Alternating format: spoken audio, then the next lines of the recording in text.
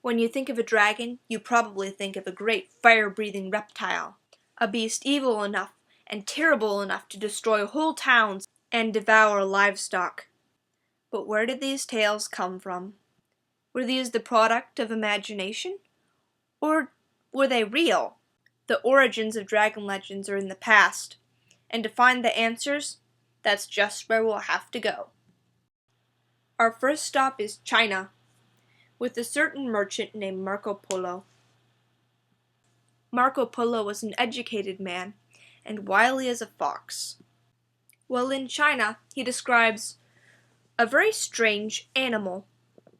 The beast is a reptile, with a long body like a snake, and only two little front legs. The beast crawls around with these front legs, and as it goes, it drags a deep trench in the ground with its body. He said the Chinese hunted this beast by sticking sharpened poles in sand where the dragon would go down to the water to get a drink, so the dragon would impale itself. He also described the dragon as being very fierce so that no one could look at it, and that it hunted things like wolves and coyotes. Today, the beast is no longer found haunting the mountains and caves of China. However, its memory remains in Chinese art and culture, and the bones of the beast are still used in medicine today, as they were in Marco Polo's day.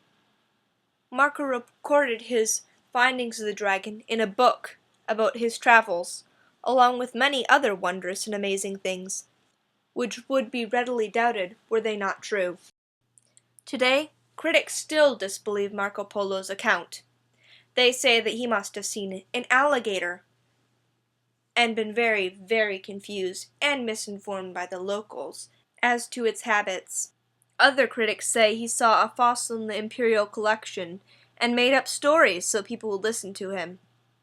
However, these explanations fall short when you realize that Marco Polo was intelligent and well-schooled. The Venetians knew what crocodiles were, and if he had seen a crocodile, he would say so. It must also be noted that Marco Polo had many other strange and amazing things in China that needed no exaggeration to bring wonder and awe to the mind of his readers. Since he had so much good material already, why would he have to make anything up? But let us go from this controversy to a remote road outside Bologna. The year is 1572. A shepherd sitting atop his cart is having a miserable time trying to make his oxen go. The reason takes the form of a very strange-looking reptile. After the oxen finally sit down to voice their opposition to the present course, the shepherd finally realizes that there is a very strange animal obstructing the path, and hissing. The shepherd recognizes the creature immediately.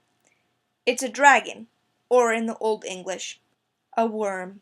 The reason why the creature is called a worm is rather obvious, as it has a very long body, like a snake, and two tiny legs.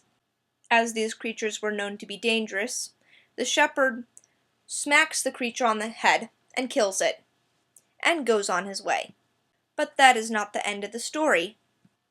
Living at this time, there's also a man named Ulysses Aldrovandus. To those who don't know, he was a natural scientist, a biologist, and the founder of the first natural science museum. Like modern natural scientists, he was a scavenger. He was always looking for new and interesting animals to study and record. Naturally, when this dragon was killed, he went over to study it. According to his records, which still survive, the creature was a juvenile. He commissioned a watercolor of the creature which still survives. The skull was preserved, but since has gone missing. As to the official opinions of the cynics, the creature which Aldrovandus described was another crocodile. According to these same critics, crocodiles once had a greater range than they have today. But if it was indeed a crocodile, Ulysses would have described it as one. He was an educated biologist and was doubtless schooled in all the strange creatures that flocked the known world, which included Egypt, where crocodiles still live. And if the creature were a crocodile, why was it described as having only two legs? Even so, it is certain that the creature that Aldrovandus had seen was very strange and different than any that now live. Now that we have met the world's first natural scientist, we will go further back in time to meet the world's first historian, the Greek Herodotus. Herodotus lived during the 4th century BC. During his life he traveled and wrote extensively. One of the places he visited was Egypt. While in Egypt, he learned of a swarm of flying serpents that often tried to migrate from Ethiopia to Egypt, but were devoured on their way by ibises, who considered their kind to be a delicacy. The Egyptians were thereby spared the scourge of the flying serpents, and held the ibises in honor. Interested by this tale, Herodotus went to go and see if the story was true. When he got to the canyon where the massacres took place, he found many ribs and spines of the creatures laying there at the entrance to the canyon. Many cryptozoologists wonder what the flying serpents he described are. Were they simply gliding snakes that are still found in the world? Or were they actually some kind of other creature? Some people hypothesize that the flying serpents were none other than pterodactyls. However, as Herodotus' account is a little bit lacking in the description of the creatures, we will move to the account of Josephus, who records a description of the creatures as given by some Arabian government officials. He described that these creatures often attempted to go from Ethiopia across the Gulf to Arabia. Because of their delicate wings, they did this by banding together in large groups and being propelled by their large colorful head crests. While it is still remotely possible that these flying serpents of Ethiopia were actually gliding serpents, however, the mention of the head crests seems to indicate that these flying serpents were more likely to be pterodactyls. Now we will travel forward to the 19th century, aboard ships. The dragon we are in search of now is none other than the great sea serpent. These accounts come directly from the ship's log. For those who do not know, the ship's log is the official record of the ship and may not legally be changed or altered. If someone does tamper with the information on the ship's log, the penalty was job suicide and loss of reputation. On May 8, 1830, the crew of the Rob Roy was startled to encounter a sea serpent. The creature was about 129 feet long and had a fin in between its shoulders. As it swam, it held its neck about 6 feet above water. On a different ship under similar circumstances, the crew saw a sea serpent. The sea serpent was several hundred feet long.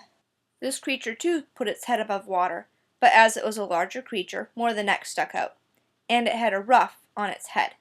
On his first sighting of the creature, the commander saw the shadow of the creature's body and presumed it to be volcanic rock.